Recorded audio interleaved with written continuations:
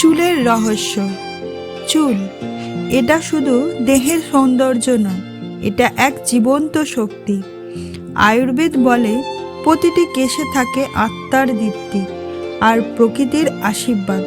যখন আপনি তেল দেন, আপনি কেবল চুলকে নয়, নিজের মন আর আত্মাকেও শান্ত করেন। ভৃঙ্গরাজ, আমলকি, ব্রাহ্মী এই ভেষজগুলো চুলে আনে প্রাণ আর মনের ভারসাম্যও ফিরিয়ে আনে। প্রাচীন ঋষিরা বলেছিলেন কেশের দেবত্ব থাকে, তাকে ভালোবাসা মানে নিজেকে ভালোবাসা।